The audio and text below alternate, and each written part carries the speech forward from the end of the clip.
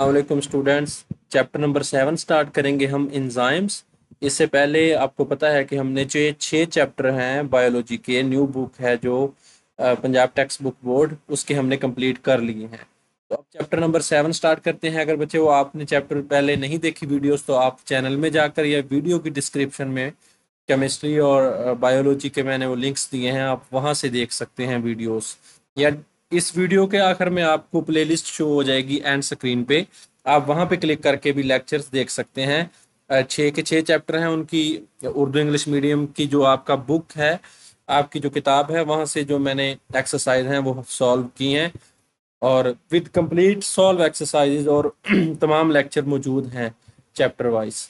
अच्छा बच्चे, एंजाइम को स्टार्ट करते हैं। चैप्टर नंबर 7 इंपॉर्टेंट चैप्टर है और इसमें लॉन्ग कई दफ़ा आ जाता है, लेकिन इस दफ़ा जो पेयरिंग बनाएगा उसके हिसाब से देखेंगे, लेकिन पता चल जाएगा हमें 1-2 माह में। लेकिन अभी हम देखते हैं कि इसको हम पढ़ते हैं अभी, और जो इम्पोर्टेंट लॉन्ग होंगे, वैसे इसमें 3-4 टॉपिक ही हैं और सभी लॉन्ग के तौर पर इम्पोर्टेंट हैं, तो इनको हम देखते हैं। मुझे सबसे पहले है देखना है कि एंजाइम्स क्या होते हैं। एंजाइम्स के बारे में देखना है हमने। एंजाइम क्या है? Enzymes are remarkable proteins which speed up biochemical reactions that would otherwise occur at very low speed. तो एंजाइम क्या है कि ये ऐसी प्रोटीन है। तो हमने प्रोटीन वाला जो टॉपिक था बायोमॉलिक्यूल्स का, चैप्टर नंबर 6 का, वहां पढ़ा कि प्रोटीन के जो फंक्शन थे, पढ़े कि एंजाइम भी प्रोटीन होती हैं। तो एंजाइम क्या है जी? प्रोटीन है। तो एंजाइम की नेचर के बारे में एमसीक्यूज आ सकता है कि एंजाइम क्या है? प्रोटीन है। विच स्पीड अप बायोकेमिकल रिएक्शन, यानी कि जो स्पीड अप करते हैं बायोकेमिकल रिएक्शन को। कौन से रिएक्शन? बायोकेमिकल। बायो मतलब लाइफ, केमिकल मतलब यानी कि जिंदगी में जो हमारे जिस्म में होने वाले केमिकल रिएक्शंस हैं, उनको हम बायोकेमिकल रिएक्शन बोलेंगे। ठीक है, उनको क्या करते हैं? स्पीड अप करते हैं, जो कि अगर एंजाइम की गैर मौजूदगी होगी, ना होंगे, तो वो फिर वेरी लो स्पीड पे क्या है? वो वकूअ पजीर होंगे। ये एंजाइम के बारे में है कि एंजाइम रिमार्केबल यानी कि अहम प्रोटीन है, बायोकेमिकल रिएक्शन को तेज करते हैं, जो बसूरत दिगर बहुत सुस्त रफ्तार से होते हैं। तो ये है बच्चे एंजाइम की। इसको डेफिनेशन भी कह सकते हैं, डेफिनेशन आगे भी आएगी। दोनों को मिलाकर भी लिख सकते हैं आप। यानी ये क्या है? एंजाइम क्या है बच्चे? यानी कि हमारे बायोकेमिकल रिएक्शन यानी कि मेटाबॉलिज्म को क्या करते हैं? इन्हांस करते हैं, तेज करते हैं। तो एंजाइम को पढ़ने से पहले हम देखते हैं कि मेटाबॉलिज्म क्या होता है। ठीक है, तो ये केमिकल रिएक्शन ही है जिसम में हो रहे हैं जो, उनके बारे में देखते हैं। तो बच्चे, ये मेटाबॉलिज्म क्या है? लॉन्ग क्वेश्चन के तौर पर है। इसकी डेफिनेशन और इसके जो दो हैं इंपॉर्टेंट, इसके जो टाइप्स हैं, कैटाबॉलिज्म और एनाबॉलिज्म, बड़ा इंटरेस्टिंग और आसान है। सिर्फ डेफिनेशन है 3, एक मेटाबॉलिज्म की, एक कैटाबॉलिज्म और एनाबॉलिज्म की, और दो दो एग्जांपल्स हैं। ठीक है, तो इसके बारे में मैंने पिछले चैप्टर में बताया भी है, बायोमॉलिक्यूल्स वाले में, जब इंट्रोडक्शन पढ़ा था हमने। ठीक है, तो मेटाबॉलिज्म क्या है? मेटाबॉलिज्म की डेफिनेशन बच्चे यहाँ से शुरू हो रही है। Metabolism is the sum of, sum क्या है? मजमूआ, टोटल है, all chemical reactions that occur within an organism to sustain life. यानी कि मेटाबॉलिज्म तमाम केमिकल रिएक्शन का मजमुआ है जो कि अक्कर होते हैं विद इन एन ऑर्गेनिज्म, एक जानदार में, टू सस्टेन लाइफ। सस्टेन मतलब जारी रखना। जिंदगी को जारी रखने के लिए हमारे जिस्म में जितने रिएक्शन होंगे उन्हें हम मेटाबॉलिज्म, उन तमाम रिएक्शन को, ठीक है ना, एक रिएक्शन होगा तो उसे तो हम केमिकल रिएक्शन ही बोलेंगे ना। दो रिएक्शन होंगे, हम उनको केमिकल रिएक्शन। अगर तमाम की बात करें तो उसे हम कह देंगे कि ये क्या है? मेटाबॉलिज्म है।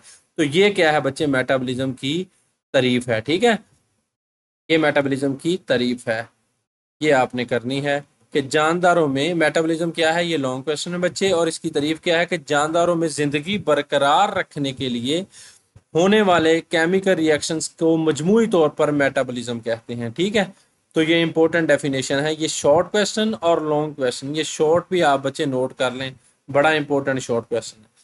ठीक है, तो इसकी दो इकसाम है, यानी कि there are two subsets of metabolism. एक कैटाबॉलिज्म है बच्चे, एक एनाबॉलिज्म है। ठीक है, तो कैटाबॉलिज्म सबसे पहले हम पढ़ते हैं। तो इसकी आपने एग्जांपल्स देनी है साथ, बस, और तारीफ लिख देनी है, और आपका सवाल हल हो जाना है। बड़ा इंटरेस्टिंग और शॉर्ट सा सवाल है। कैटाबॉलिज्म की क्या तारीफ है? कैटाबॉलिज्म इन्वॉल्व्स यानी कि कैटाबलिज्म में शामिल है ब्रेक डाउन, तोड़ फोड़ ऑफ कम्प्लेक्स मालिक्यूल्स, यानी कि पेचीदा मालिक्यूल्स की break down into simpler one, सादा में, releasing energy in the process. ठीक है, तो ये क्या है, इसके इंपॉर्टेंट जो नकात हैं कैटाबलिज्म के क्या हैं, कि ब्रेक डाउन होगी। ठीक है ना, टूटेंगी चीजें, कैटाबलिज्म में क्या होगा, चीजें टूटेंगी। ठीक है, कंप्लेक्स मालिक्यूल टूट के सादा मालिक्यूल्स हैं, यानी कि पेचीदा मालिक्यूल टूट के सादा मालिक्यूल्स में कन्वर्ट होंगे और एनर्जी रिलीज होगी। मेन चीज बच्चे ये है कि कैटाबलिज्म में एनर्जी मिलती है, एनर्जी रिलीज होती है। ठीक है, ये इसकी खसूसियत है। इस डेफिनेशन में आपने ये लिखना है कि ब्रेक डाउन होगी कंप्लेक्स मालिक्यूल्स की, सिंपल मालिक्यूल्स में एनर्जी मिलेगी। ठीक है, तो ये क्या है, कैटाबलिज्म है। ठीक है, तो कैटाबलिज्म की डेफिनेशन क्या है, ये उर्दू मीडियम के लिए है कि पचीदा मालिक्यूल को सादा में तोड़ा जाता है, तवानाई खारिज होती है। ठीक है, इन रिएक्शंस में क्या होती है, तवानाई खारिज होती है। मिसालें क्या हैं बच्चे, सबसे पहली मिसाल कैटाबलिज्म की कि सेलुलर रेस्पिरेशन।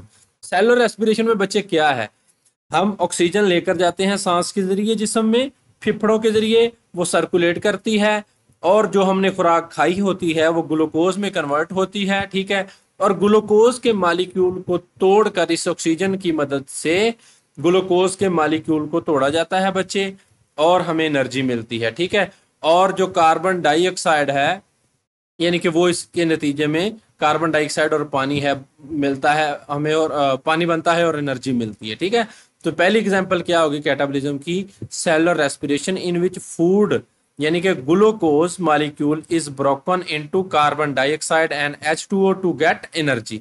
तो इसमें एनर्जी मिलेगी बच्चे। ठीक है, इसमें एनर्जी क्या होगी, मिलेगी, एनर्जी रिलीज होगी। रिलीज होना या मिलना एक ही बात है।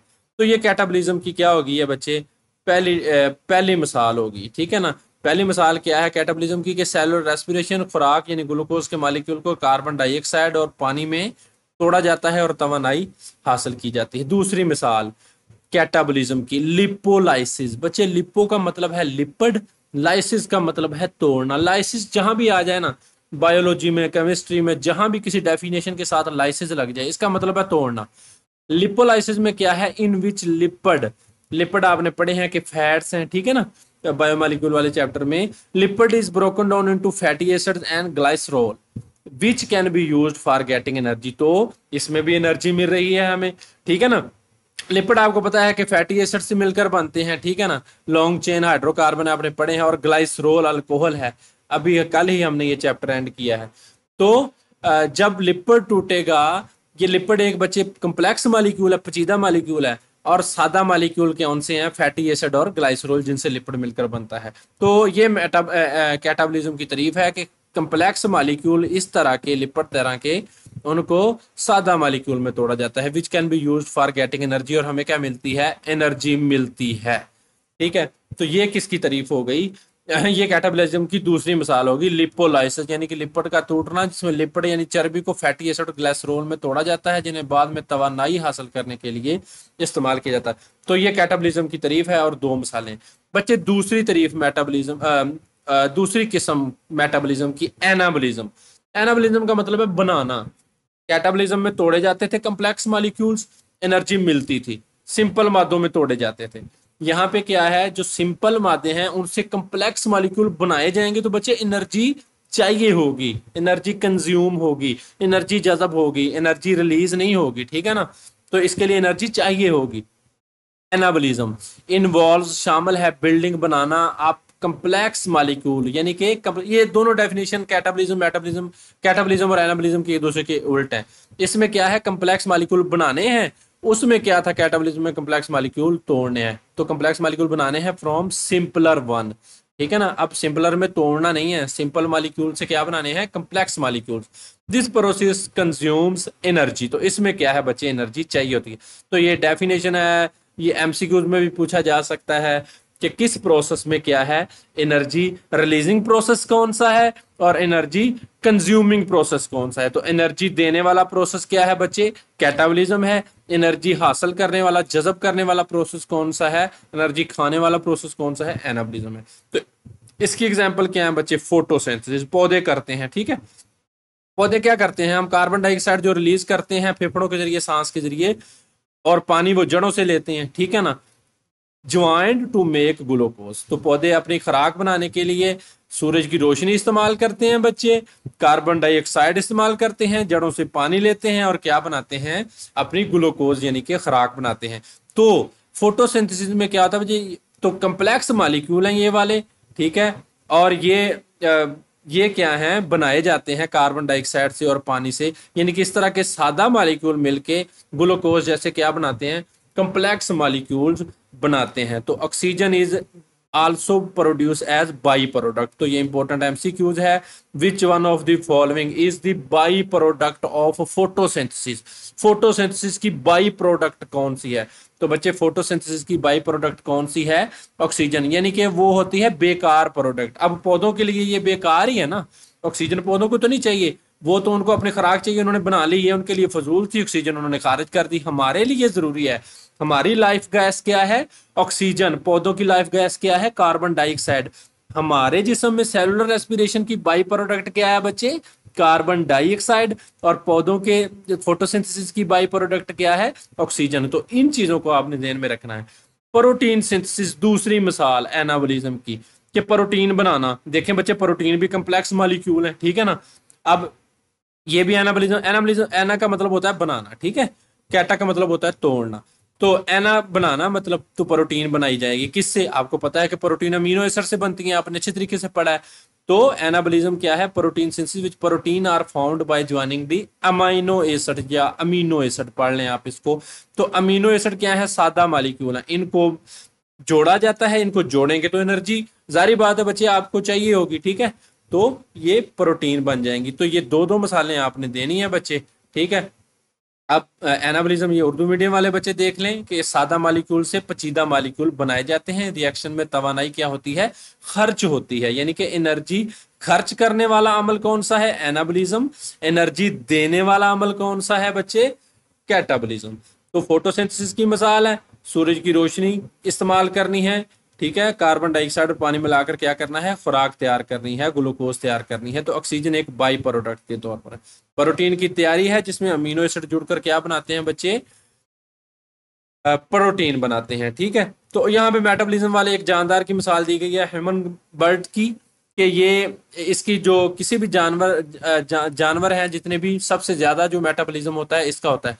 मेटाबॉलिज्म मतलब कि इसको सबसे ज्यादा क्या चाहिए होती है, एनर्जी चाहिए होती है, इसलिए ये बहुत ज्यादा खाता है, ठीक है। दूसरे जानदारों से तकरीबन 3 गुना ये ज्यादा खाता है, हो सकता है इससे भी ज्यादा खाता हो, ठीक है।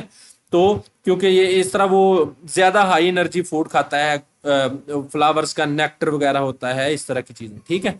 तो ये ह्यूमिंग बर्ड के बारे में एक जो था इंटरेस्टिंग पॉइंट उन्होंने लिखा है कि इसका जो सबसे ज्यादा, ये आपको एमसीक्यूज के तौर पर पूछ सकता है कि विन कौन सा एनिमल है उसका मेटाबॉलिज्म सबसे ज्यादा हाई है, ठीक है। तो ये कॉन्स्टेंटली खाता है, लगातार खाता है एनर्जी लेवल्स को बरकरार रखने के लिए। तो ये थी बच्चे मेटाबॉलिज्म की डेफिनेशन और उसके दो इंपॉर्टेंट टाइप्स, ठीक है, कैटाबॉलिज्म और एनाबॉलिज्म, ठीक है। तो इसकी कैटाबॉलिज्म में आपने सेलुलर रेस्पिरेशन की और लिपोलाइसिस की मिसाल देनी है, और एनाबॉलिज्म में आपने फोटोसिंथेसिस की और प्रोटीन सिंथेसिस की मिसाल देनी है। ये उन्होंने डायग्राम दी है कि जब लार्जर मॉलिक्यूल हैं इनको स्मॉलर में तोड़ेंगे, स्मॉलर यूनिट्स में, ये लार्जर है इसको स्मॉलर में तोड़ेंगे तो ये कैटाबॉलिज्म हो जाएगा और एनर्जी मिलेगी, ठीक है, एनर्जी मिलेगी। और जब आप स्मॉलर यूनिट्स को यूनिट से लार्जर यूनिट्स बनाएंगे, मॉलिक्यूल बनाएंगे, तो ये बनाने का अमल एनाबॉलिज्म हो जाएगा। इसमें एनर्जी क्या होगी बच्चे, खारिज, और सॉरी इसमें एनर्जी क्या होगी, इस्तेमाल होगी, ठीक है जी बच्चे। ये था आपका इंपॉर्टेंट टॉपिक लॉन्ग क्वेश्चन के तौर पर। आगे हम एंजाइम को अगले चैप्टर में बकायदा स्टार्ट करते हैं। चले बेटा जी, बहुत शुक्रिया, अल्लाह हाफिज। अगर आपने चैनल को सब्सक्राइब नहीं किया बच्चे, चैनल को लाजमी सब्सक्राइब कीजिए और वीडियो को लाइक कीजिए, दोस्तों के साथ शेयर कीजिए। बहुत शुक्रिया, अल्लाह हाफिज।